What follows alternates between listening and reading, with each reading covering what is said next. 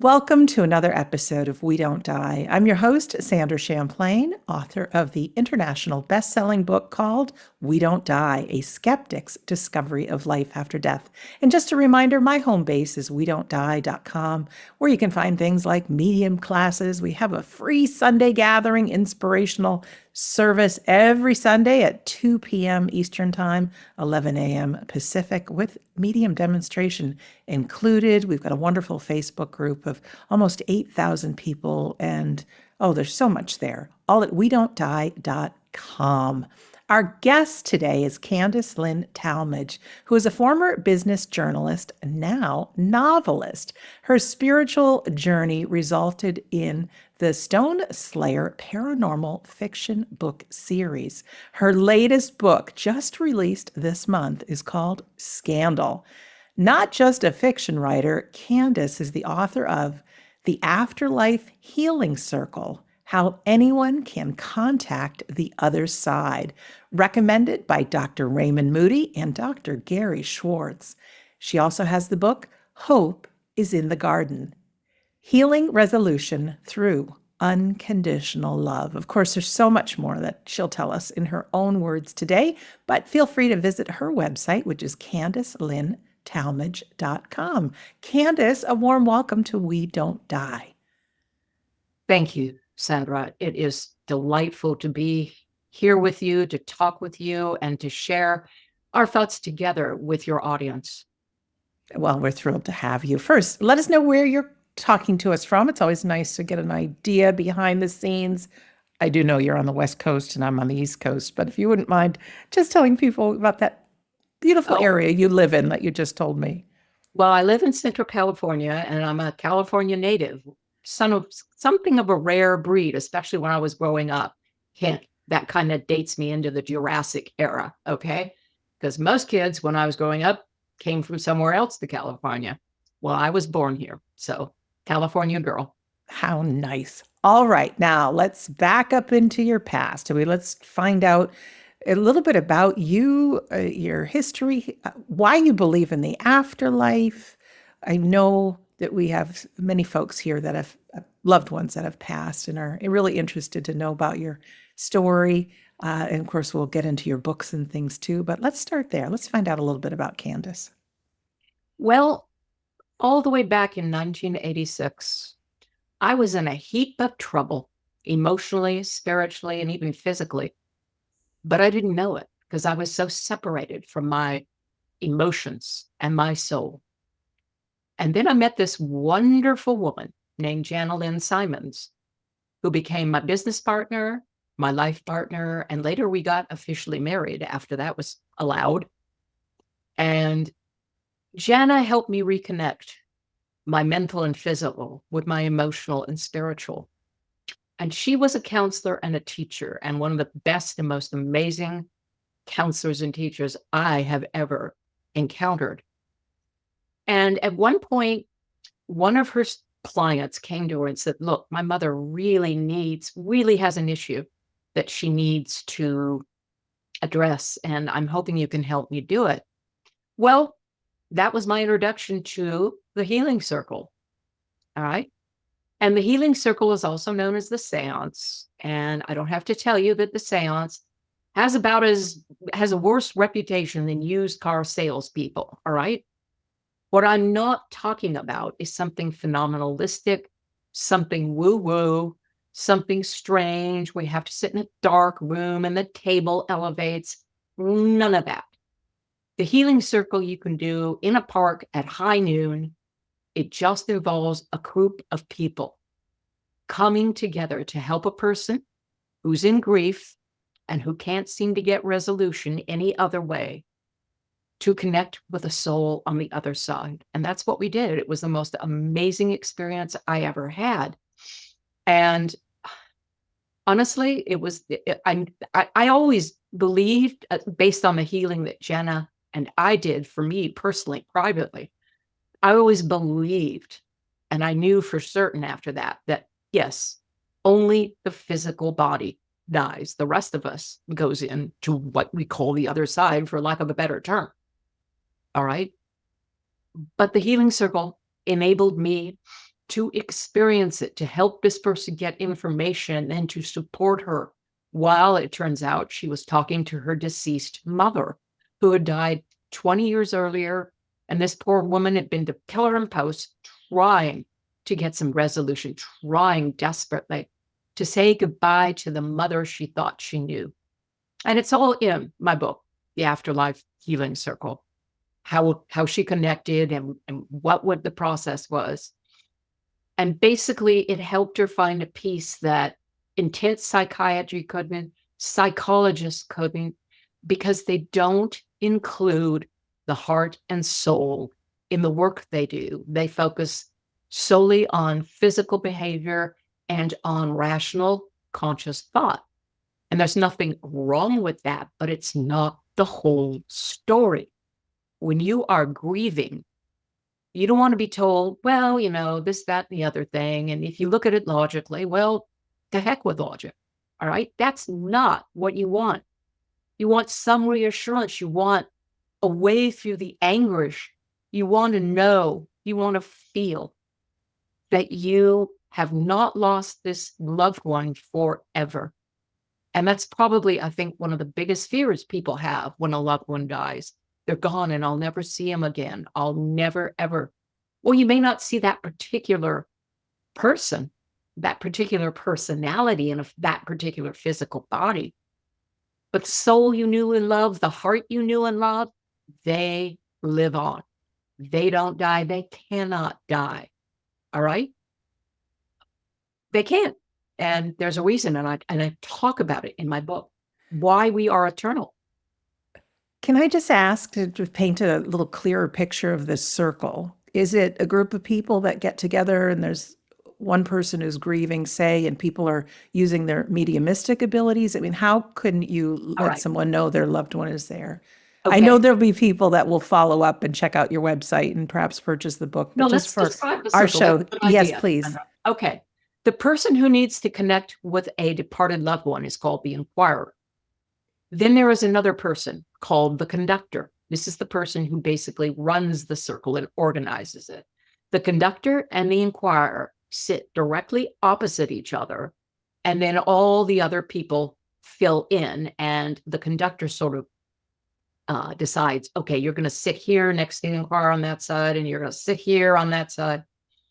And then the conductor literally starts the process, starts the ball rolling, and basically all you need to know to sit in on the Afterlife Healing Circle is how to send love. Can you do that? Then you can be a participant. It's really not hard. And the thing is that, yes, the idea in the first half of the Healing Circle is for the participants to get intuitive or psychic information and talk about it out loud, right? People get very, very afraid of or hesitant to speak up because A, they're not sure what they're getting, and B, they're kind of afraid that it won't be right. And basically, the inquirer says, yes, this makes sense to me. No, I'm not sure, I don't know, or I don't know. So, one time Jenna was sitting in a circle that I didn't participate. This was before she met me, and she could sense, because she was very high in soul feeling, that one of the participants was getting a really important piece of information, but he wasn't talking about it. And so she prodded him and said, what are you getting? And he said, well, it's the darndest thing. It doesn't make any sense. And Santa said, yeah, okay, what is it? He said, I'm seeing a white picket fence, but it's not upright. It's on its side. And the inquirer gasped, oh my goodness. Now I know it's my son in the circle. Why? Because as a boy, he had taken a piece of white picket fence and nailed it to a tree trunk so his dog could climb up into his treehouse and be with him. And that's something only he and his mother would know. And so that's what you're doing. You're satisfying the conscious mind. You're satisfying the doubts. And that's what it's called, the evidentiary or trivial part of the circle. And it really can be quite fascinating. I mean, one time, the woman I mentioned earlier, I was sitting in that circle, and all of a sudden I just saw this little tiny house. in the midst of a field of red poppies. And the inquirer said, how was it? Yes, yes. And it turns out that poppies were her mother's favorite flower. So again, you never know. The conscious mind and the rational, skeptical part of my mind is respected because you get this material. It's only something that the inquirer and the soul in question, or the soul we want to, she or he wants to talk to. It's something only those two would know. So you get that information, and then you move when the inquirer says, yes, I am sure my loved one is here. Then you move into the second phase of the circle, which is simply the inquirer and the soul communicate and talk to each other. If for any reason the inquirer did not get to say goodbye before the physical body died, that's the time the inquirer gets to say that. It gets to say, I love you, I care about you. And the soul also communicates, usually with the help of the people around the circle, because they'll be getting information and they'll start talking about it. Once the inquirer says yes, then they're a little more relaxed about it, and then they'll help them. In fact, I'm going to be doing one of these circles at the end of December for a friend of a friend. So I'm quite excited about it. Just a small group. And It sounds wonderful. I know there's healing and power in numbers. So that's great. And I know we're all mediumistic. And to be within a group and trusting what it is you're getting, and certainly in the inquirer, something doesn't fit, fine. But for everyone else, to have that trust and to know when the person really feels their loved one is with them, Candace, is it a verbal conversation they have, or can they do it privately? Does everybody have to hear? Either way, it doesn't matter to us. If suddenly this person can just think and feel in their heart and say what they want to say to the soul, that's fine. But usually they kind of stutter around, and we start getting information, and then the conversation becomes two ways, and then we'll start talking, helping her. It's just a support. And yes, I mean, Jesus did say, whenever two or more of you are gathered in my name, there is love. And that essence, the healing circle, is about a flow of love from God and from the participants. And it flows around the circle. And in that love is the information the inquirer needs for healing, and often the soul also needs for healing. All right. So, Do you need many people in the circle, or can it just be a few people that get together, well, I would suggest a minimum of 4 people, including the inquirer? including the inquirer and 3 other people, anywhere Okay. from like 4 to 6. If you get too many people, everybody keeps waiting for somebody else to start talking. Okay. But if you have like 4 to 6 people, works like a charm. Okay. Yeah. And there could be trust developed in that group. And I had taken a medium class once, and before the instructor gave any real instructions, she says, first one we're going to do is I just want you to look at the person across from you and love them. And then just talk. What do you feel? And I tell you, that was an instant way to connect with their loved ones. Love is so powerful. We think we got to do all these different steps. No, it's as simple as love. So thank you for that. That's very exciting. You explain more about the circles in your book, you did say, right? So we want to find out more about that. And how to do the Yeah. book is a how-to. Love it. Love a how-to. Love a good how-to. Now, for you, was that the opening that you realized there is an afterlife? Were you a believer beforehand? Did you have faith and this just tipped you over the edge? So to speak. No, I was pretty certain, given on the past lives that I had been working with Janet in my own personal healing. But what the circle does is it gives you the experience of meeting a soul you've never met before, but who is there because there is an emotional tie between the soul and the inquirer. And then you get information to help the inquirer. And then suddenly it's all real to you. Yes, there really is a soul. Yes, the only thing that dies is the physical body. The rest of us moves on. We're in a different space, but we're still there. And Where we're kicking around, well, that depends on us. I mean, that's a whole other conversation about, hey, what can you do? I mean, when somebody asks, what's life like on the other side?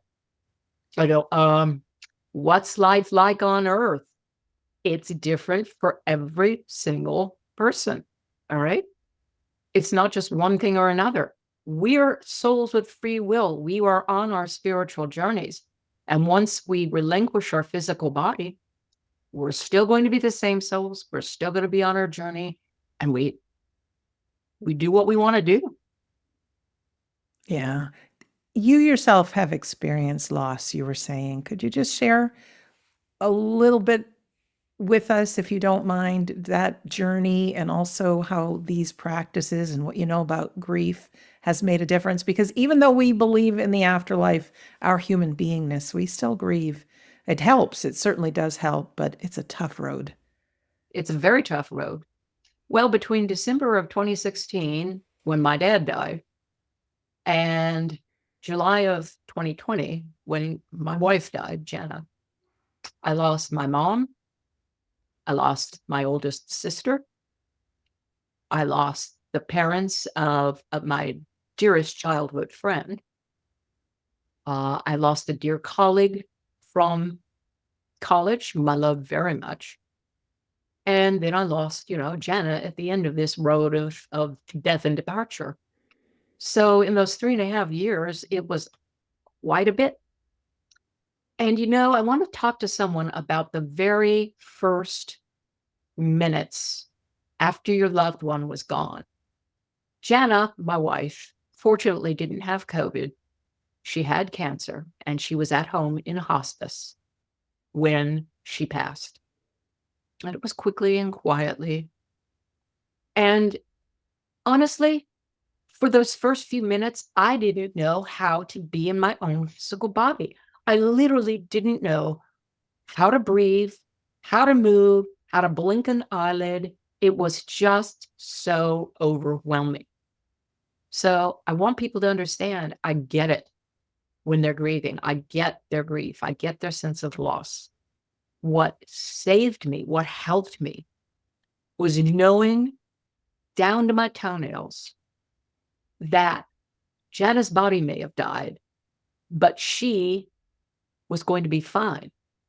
And the interesting thing is that not only when Jana died did I lose her and her comfort and her personality and all the things I loved about her, I also lost her spirit guides. All right. They were a group of characters and I interacted with them constantly. And so they departed too, because their mandate was to be with Jana and help her with the recap of her life and the moving forward. So they departed. So that was an added, not so good. But they come around from time to time. Jana certainly visits me in my dream. And an interesting thing happened. Jana died just short of midnight on a Friday. She always was a night owl. And the following Monday, around 10 o'clock in the evening, one of my caregivers had come back to, just be with me and give me a leg massage. And actually, she was the woman who was with me when Jana died. And she left and yelled up, bye, went out the door and I heard it shut. And I'm standing there, brushing my teeth, flossing. And suddenly I heard the door open and shut. Plain, I could hear it. And I'm like, okay, wait a moment. I knew it was locked. So I went downstairs and I looked in the garage and I looked all around the down. No, nobody there, nobody physically there. I suspect that Jana came back to check on me. So it was an interesting experience. Beautiful. Tell us a bit about the past lives, how you know you've had past lives, and what made you want to get into the fiction writing, because it's fiction, but it's based on your story. Well, let's start with this. Instead of saying, okay, I'm a soul going forward in this body and maybe I'll have an afterlife, let's take a much wider perspective. The soul is a continuum of love, energy, consciousness, and the potential to become physical or matter. They are all equal, not just matter and energy, but matter, energy, consciousness, and unconditional love. From time to time, souls incarnate into a physical body, and they spend time in that physical body, and then they depart and go back into the flow of love, consciousness, and energy. And so whatever you were, whatever your issues are, when you lose your physical body and go back into the other side, we will have issues from that life, and it will be helpful to us at some point to go back, make new decisions, and heal those issues so that part of us can stop being stuck on a certain thing and grow and flow with the rest of us. Because literally, and what I'm talking about are self-judgments and vows. The reason we get hung up and stuck on issues is because we've judged against ourselves thousands upon thousands of times. And then we live in that past, or that part of us lives in that past. And until we say, okay, let's go back, let's find that self-judgment, let's make a new decision, let go of it, fill that space with unconditional love, take back our power, forgive ourselves, forgive others. And literally that part of us can now move on with the rest of us. And so I did a lot of that with Jenna. All right. In fact, I even learned to be a Sunon story healer. She taught me how, along with other people as well. So now, in the fact that she's gone and there aren't any story healers close by, I've been doing that for myself. All right. I found a very wonderful healer who works exactly. See, Sunon works in the emotional body specifically. This healer, Dr. Nicholas Hyde, works in the intersection of where the emotions and beliefs affect the physical body. And they do in a most profound way. I mean, we store various emotions in various parts of our body. And when you go back and you start releasing self-judgments that are keeping those emotions inside, your physical body can heal too. It's amazing. So yes, I've been going through past lives. I'm still working through past lives, and it's helping me become more at peace with where I am now in my life, with all those who have gone, and know that it's only temporary. We'll be back together again. Thank you for sharing that. I always encourage our listeners and our viewers to take what resonates with them as truth and run with it. There are people that believe everything that happens on this earth happens for a reason, and we make contracts and things like that. I'm not so sure about that. For me, that doesn't give me power. What does give me power is to think that before we came here, we signed up to learn some stuff, and there's different ways we're going to learn it, and that stuff happens. There's some accidents that happen. There's some people out in the world that we cannot control, but everything, just everything that happens to us, we can use for our own growth, and that we can use and make a difference for another. So with the whole concept of past lives, it's something you're passionate about. And I know for many, many people, looking at it, you can look at things that say, okay, maybe in my past I signed up for this, and you can work through it in the present tense. So I think there's so many different tools, and I just want to remind our listener and our viewer, what resonates with you, stick with. There's not one truth for every human being. Just like you said about the afterlife, for as many billions of people have ever roamed this earth, we're each going to have our own different afterlife experience. So really, thank you for sharing that. So tell us about the novels, because not everybody can write a novel and tie in with your passion. Because you had one you written years ago, correct? And then now you have the new and improved version. Okay, tell us about that. Well, let's go back to 1985.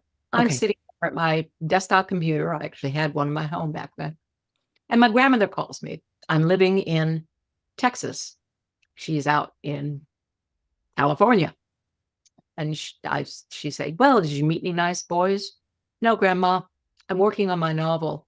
Well, have you gone anywhere interesting? No, Grandma, I'm working on my novel. This went back and forth, and finally just said, well, that's so unhealthy. It's an obsession. And I laughed and I said, "You're right, Grandma. It's an obsession." All right. So here's how you know if you're a novelist. You go to sleep thinking about your characters. You wake up thinking about your characters. You wander around and get your coffee thinking about your characters and how you're going to plot things. And you sit down and you type. That's a storyteller. All right. Everything is a story. And I spent decades thinking about it. And I had no idea until I actually was able to write this thing, the first part of it in 1998. I had no idea it was based on my past lives, but I soon found out because writing it brought up a whole world of stuff that I desperately needed to heal and resolve. And that's what I've been doing ever since 1998, on and off. And it's really, it's one of those things where, dang it, I'm telling this story. Now, you talked about whether everything happens for a reason, and then you said something else, and I'm like, hey, I buy both, and here's why. We can set up contracts, and we do before we come to planet Earth. But we always have free will, and we can change our minds and go in a different direction. All right. That's the thing about it. People think, oh, there's fate. It's set in concrete. That doesn't comport with free will. And if you believe in free will, then nothing's set in concrete. It's the decision that you are honoring in your life and in your being. So one of those decisions that I came with into this lifetime was getting this story out. And the story is so, let's put it this way, it doesn't have a happy ending. All right. But it's important. And the more time goes by, the more and more I look around and go, oh my goodness, we are heading exactly for the same place and the same situation that was so unsustainable in the nation I write about, Asgard. All right. So that's the thing. The story was there. It was in my past lives. All I had to do was get clear, pick up the information, and then figure out what to include and what to leave out. That's always been my biggest challenge. Is there's so much that what's important, what's relevant to keep the story going, and what can I just set aside and maybe use sometimes later. It's kind of a fun dilemma that drives you crazy. But The book that's out this month, this is Scandal, yes. correct? Is there a paranormal story to it? Oh, there's plenty of paranormal. First off, there's a handy dandy demon basically behind most of the issues. But the problem is the demon can't do it alone. It has to have very, very willing human followers, and it does. And that's where it just stirs up all sorts of problems, messy things. And my heroines, two of whom are me in past lives, and two of whom are a soul I hold very dear, they have and use what people might call psychic abilities, which I just simply call the soul senses. Again, we have 5 physical senses and 4 non-physical senses. And you can use those non-physical senses for ill, as the demon does, or for good, like our heroines try to do. They try to heal and help people. It's all about what you do with them. Years ago, and I don't know how many years, you wrote another book, Hope is in the Garden, Healing Resolution Through Unconditional Love. Does that deal with our current relationships in life? Could you tell us a little bit more about that? That covers where you heal, okay? Where in self you go to start the healing ball rolling, all right? Unfortunately, most alternative approaches and certainly traditional approaches take a physically only or a physical and mental, but they ignore the gifts, the spirit, the soul senses, and they certainly ignore the heart.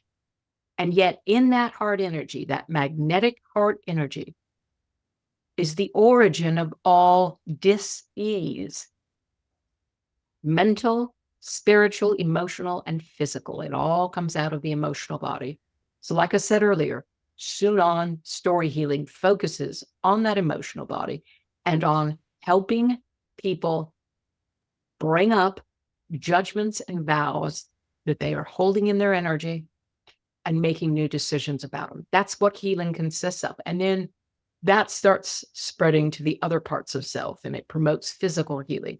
It promotes mental well-being, and it, shall we say, it strengthens our connection to the divine, however we imagine the divine to be. I'm not going to define that for you, but there is a creator, a great spirit in my worldview. And when we heal, when we start taking those judgments, self-judgments out of our energy, our connection grows stronger and we feel that presence more. And the only reason we think there isn't anyone anymore is because we're too stuffed full of self-judgments to get the word, to feel the connection.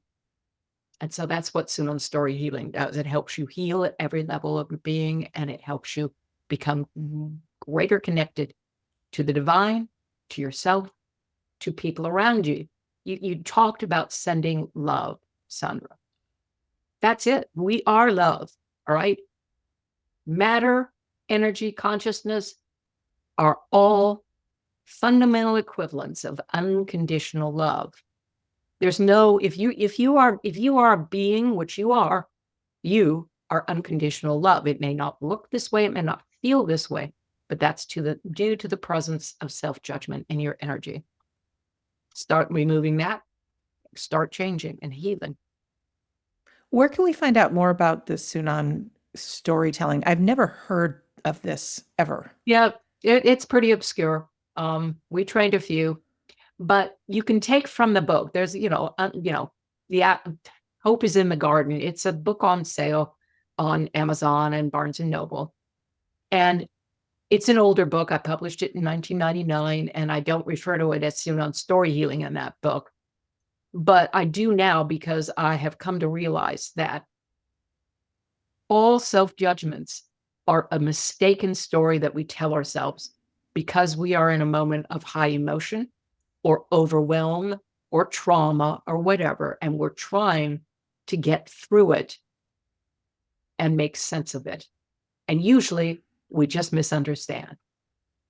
So we make these self-judgments like I'm helpless or I'm guilty or I'm angry or I'm whatever. And they start mucking with our energy, mucking with that flow of love, and they start affecting how we feel about ourselves. All right.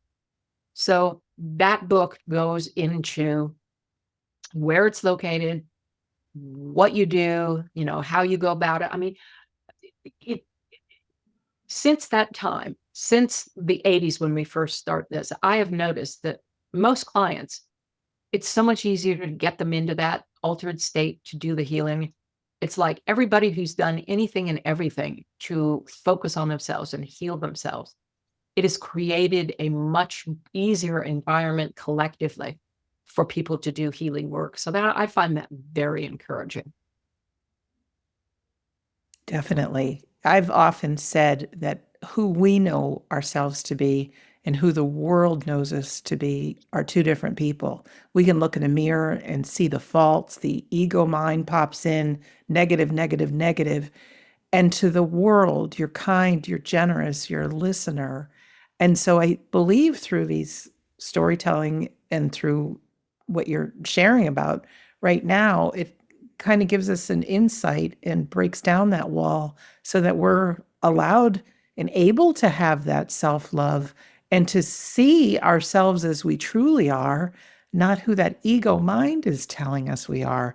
And in that, there's freedom and there's also the ability to love other people unconditionally. Yes. And what you're calling ego mind, I would call simply self-judgment. Because if you look in the mirror and you start picking yourself, you are responding, reacting out of self-judgment. All right. Because there's a balanced view. You have many wonderful attributes, positive things, and you have areas where you're not yet, you've got challenges. All right. without judgments, it's simply, you need to grow, you need to learn, but you're doing the best you can. Well, because you see, self-judgment is a limitation on self-love, and it is a limitation on perception, because it kind of puts blinders on you, all right? And you don't perceive all the options you really have, because the judgment lowers and puts a a crimp, if you will, on your perspective. So that's why it's so important. If you take away self-judgment, then your options become much clearer to you, and you are at greater peace with yourself. So again, this really does relate back to grief in the biggest possible way, because when we're grieving and we're hurting and we're just generally, like I said, not able to really stand being in our body because we're hurting so badly, not having all those self-judgments beating down on you makes it easier to move out of that initial stage, and makes it easier to find your way in the world without this loved one whose physical body is gone now. So again, it's all about becoming your own best friend and having a balanced view of who you are and what your positives and your challenges. I know for myself, there's been serious judgment, and I think everybody listening and watching can agree. But the things that happen in our life, the times that we're toughest on ourselves, when we really look, it's those kind of things that give us that growth that we can look back on and say, gee, if that didn't happen exactly the way it did, or if I didn't have those tools in my toolbox, I thought they were negative, but they're positive. So to just be a human being navigating this tough road and realize all those things, it's like a fertilizer for our soul growth, really. Don't make them wrong.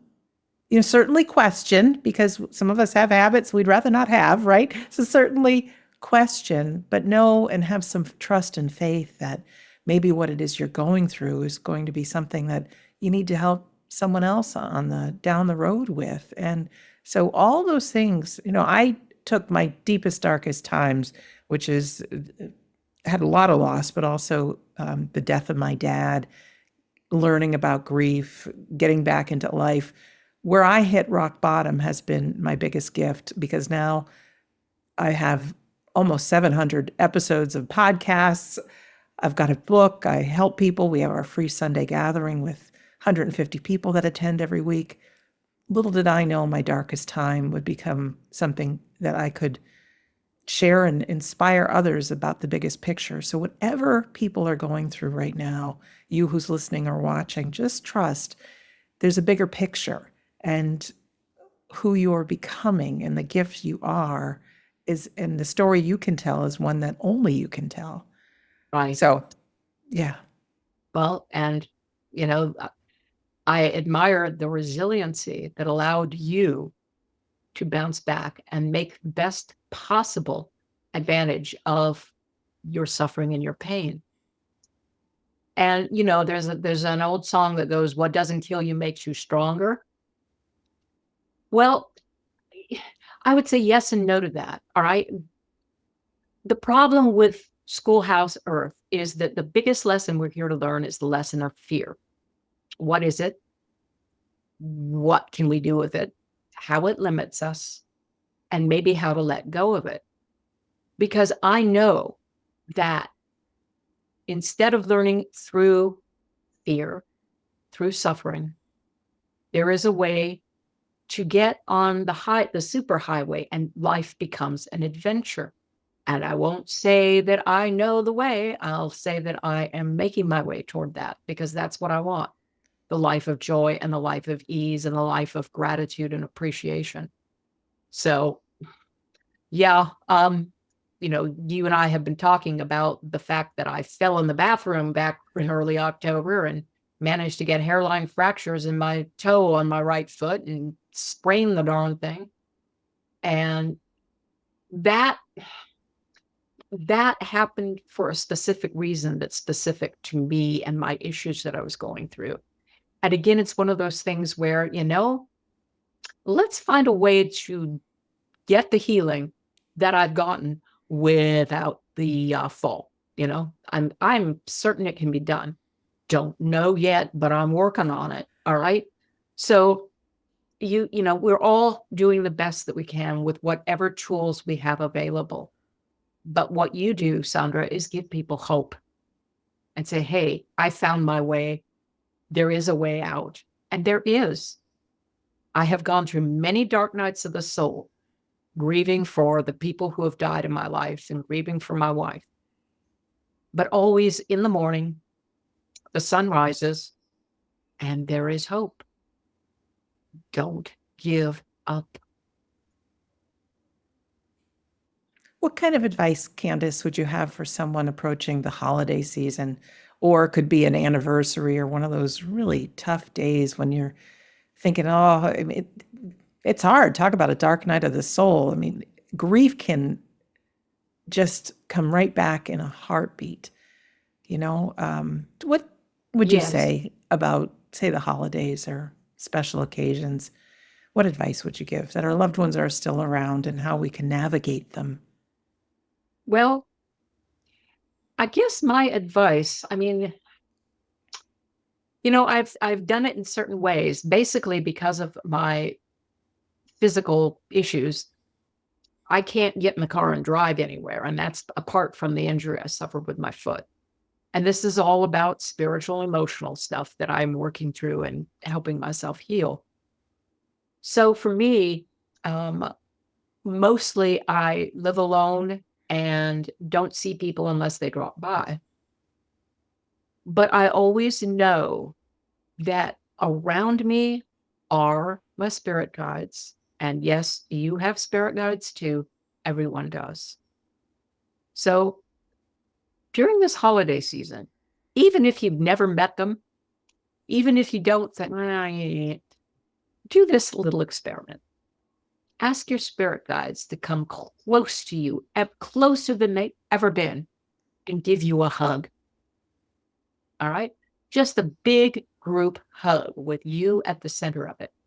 Send their love to you, send their energy and their support. And I'm betting you'll sense something. All right? Might be a feeling, might be a vision, something intuitive is going to pop. And that's a message saying you are not alone and we are here to support you. And you can also see, the thing is, people don't know, they can ask. All right. I send out a message sometime to Jana and I say, hey, pop by when you got a minute, because I know she's busy doing things. And, maybe it'll be 4 weeks later or something, but she'll pop into my dream, give me a smack, say hi, be on her way. All right. You can do that with your loved ones. All right.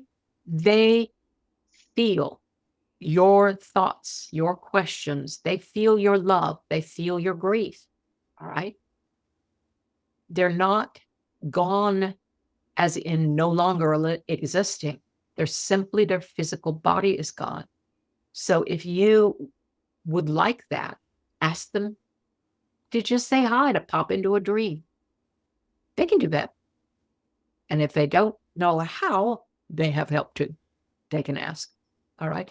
People don't know to ask. They don't know that they can ask for help and guidance, but they do have it around them. And if you pay attention with those intuition, you'll get some messages. Good advice. Keep a little journal too. That doesn't hurt. And you say ask, which is great. I've talked to people, they've said, I've never received a sign from your loved one, my loved one. I said, are you talking to them? Are you being in the present moment? We get so busy looking at the text messages and things that something wonderful could be coming in and we're going to miss it. So we need to do our part and the relationships carry on. And I think if we're not talking to our loved ones and including them in our life, it's not that they don't love us, but like you said, they're busy. They're going to continue to learn and grow and they'll keep an eye on us. But when they know that we're eager to communicate with them and we ask for just some of those little signs or come in my dream and just put it out there, no expectations. That love is that bond, and they'll do everything they can to let us know that we're still with you. Yeah, and that's a good point about expectations, Sandra. And that recalls to mind one of the circles we did where the inquirer had a specific emotional moment that was private to her. And if the soul didn't share that moment, and the soul did everything possible to say, and finally said, I don't know what you're talking about. And she went away very unhappy because, well, she didn't get what she wanted. But it was unique and private to her, and the soul had not shared it. So that's about expectation, and that's about anticipation. Like you said, just put it out there and then be open, be mindful. You may have lots of practical stuff to do, but before you go to bed and when you wake up in the morning, just be in a space. Don't leap up immediately, do some stretches, and then just lie there for a minute or so and open your heart. You'd be surprised what pops in. Absolutely. If we visit your website, Candace Lynn Talmadge, what can we find there? Well, you can find my books and a little more about me, and just basically some information more about Sunon story healing. And, just you'll know a little more about who I am and where I come from and why I do the crazy things I do. Talk to dead people. What's next for you in the whole novelist range? You're going to continue the book series? Well, yes, I've got book two. I've actually got 7. There's probably going to be 20 to 24 books in this series at least. So I've got books 1 through 7 complete, and I'm going to be publishing book 2 sometime next year. And book 2 is Fallout, I believe. So, Oh my goodness, you're busy. yes. Wow. But that's a passion. I love how you explain, you're going to bed thinking of the characters and the stories, and you're a storyteller, because there are people that can resonate with that. I want to get back I want to just read something that I found on Amazon about your Afterlife Healing Circle. It says that this 192-page book outlines steps for contacting the other side with the help of a small group. It explains how it is possible to communicate with those not in a physical body, and provides easy exercises to help readers hone their intuitive communication channels. I'm glad that I found that, and I'm glad that we talked about it, because I've never heard of this healing circle done this way. I mean, there's different kinds of healing circles, different kinds of seances and things, but you've really piqued my curiosity, Candace, that a small group of people can come together with that loving intention and having love be the power, and how someone can be the inquirer and have that connection. And do we need a healing circle to have that happen? Maybe not. We can do things on our own. Certainly, our loved ones are with us, but there is a power in a group. And not only that, I know, left to my own devices, say I'm talking to my dad in my mind, the next thing that my mind goes to is, what do I have to do tomorrow? Did I do this today? And so you're concentrated. And so there's, in a nice way, no escape. You really are there with them. Mm-hmm. So thank you for that. Well, just to your point about power, Sandra, love is the only power. All right? Ultimately, love is the only power. Unconditional love is the only power. God is love. Every major religion says that. God is love. And so people go, oh, God is love. But then we act like we don't believe it. Because if we actually really believed it, we behave a lot differently. But we don't. Yeah. And we would know our own divinity, which for some reason we tend to think it's outside us, but through everything, there is this light, there is this love, there is this energy. Candace, what final words would you want to leave with our listener or our viewer today? Well, again, I want to thank you, Sandra, for this delightful conversation. And to anyone who is listening, I just simply offer this thought. Think of the soul, collective souls, as a river of consciousness that flows all the way through the multiverse. Every so often, We step onto a shore and experience a physical lifetime. When that lifetime ends, we step back into the stream and flow again until we encounter another physical lifetime. You are always in that stream, even when you are physical, and you are always with your loved ones, even if their bodies are not around. So ultimately, we never die. Beautiful words. Candace, thank you for being our guest today. Thank you. Really enjoyed it. And for our listener or our viewer, thank you for being with us today. As a reminder, you can find out more about Candace on her website, CandaceLynnTalmadge.com. She's got several books, including The Afterlife Healing Circle, How Anyone Can Contact the Other Side. And of course, be on the lookout for her fiction novels and her current one, Scandal, that is already out. As a reminder, my home base is WeDon'tDie.com, and the common denominator that got me into this, and I continue to share, really is about helping people through grief and back into life. If you do not have a copy of my book and you want a free PDF copy to read, on the bottom of the page at WeDon'tDie.com, there's a place that says you can join my Insiders Club. It says you get the first few chapters. Here's the secret. It's the entire book.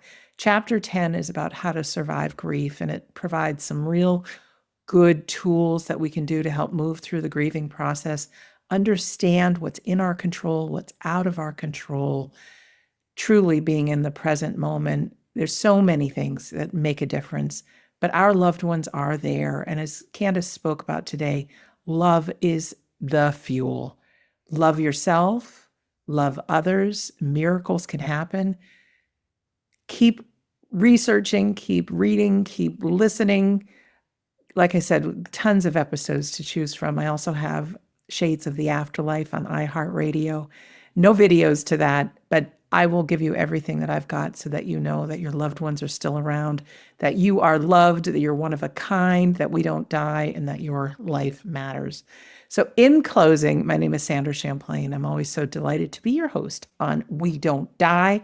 I do believe that life is an education for the soul, and sometimes, most times, a very hard one. But who you are, you're a gift for others.